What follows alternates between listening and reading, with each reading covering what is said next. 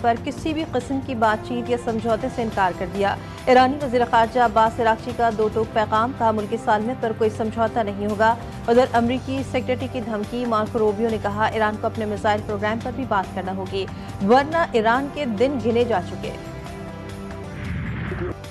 امریکی صدر کی ایران کو دھمکی، ایران اپنے جوہری پروگرام کو دوبارہ شروع کرنے کی کوشش کر رہا ہے، ایسا ہوا تو ہم بہت برا کریں گے۔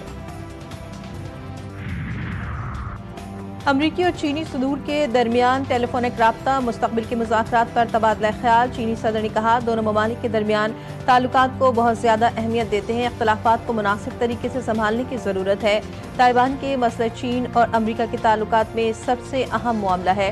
ٹرمپ نے گفتگو کو مثبت قرار دیا کہ شی جن پنگ کے ساتھ بہترین بات چیت ہوئی۔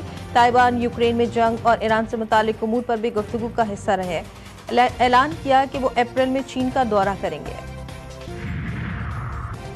حزب اللہ کے سربراہ شیخ نعیم قاسم نے خبردار کیا کہ حزب اللہ کو غیر مسلح کرنے کی امریکی اور اسرائیلی کوششوں کا مقصد مزاحمت کو مٹانا ہے۔ اسرائیلی لبنانی زمین پر قابض ہے، جب تک قبضہ برقرار رہے ہتھیار ڈالنے کا سوال ہی پیدا نہیں ہوتا۔ مغربی حکومتوں کا بار بار اسرائیل کی سلامتی کے مطالبے کا مقصد گریٹر اسرائیل کا قیام ہے۔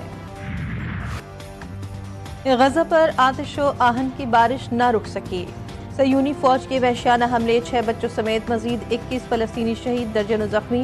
مغربی کنارے میں بھی ایک فلسطینی کو شہید کر دیا گیا۔ اسرائیل کا غیر انسانی اقدام، رفح کراسنگ سے مریضوں اور زخمیوں کا انخلاء منسوخ کر دیا۔ کراسنگ پر منتظر مریض اور زخمیوں میں مایوسی، ترکیہ اور سعودی عرب نے بغیر رکاوٹ انسانی امداد کی فراہمی پر زور دیا ہے۔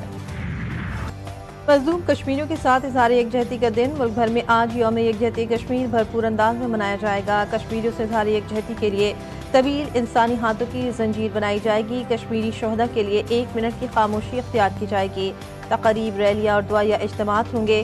تمام جماعتوں کے کارکنان، سماجی تنظیموں، تاجر برادری، بخلا، اسکول اور کالج کے طلبہ سمیت عوام کی کثیر تعداد شرکت کرے گی۔ پاکستان اور قازقستان دو طرفہ تجارت کو $1 ارب تک لے جانے کے لیے پرعزم۔ وزیر اعظم شہباز شریف نے کہا معاہدوں کی حقیقت کا روپ دھارنے سے معاشی اور ثقافتی تعاون میں اضافہ ہوگا۔ مشترکہ کوششوں سے اقتصادی اور تجارتی تعاون کے اہداف حاصل کریں گے۔ قازقستان کے صدر قاسم جومارٹ توکایوف نے کہا کہ پاکستان قازقستان کا قابل اعتماد شراکت دار ہے۔ دونوں ممالک مشترکہ اقدار اور روایات کے امین ہیں۔ پاکستان اور قازقستان کے درمیان مفاہمتی یادداشتوں اور معاہدوں پر دستخط، کانکنی اور پیٹرولیم کے شعبے میں مفاہمتی یادداشت، اقوام متحدہ کے امن دستوں کے حوالے سے مفاہمتی یادداشت، قیدیوں کے تبادلے سے متعلق معاہدے کی دستاویز، میری ٹائم کے شعبے میں مفاہمتی یادداشت کا تبادلہ ہوا۔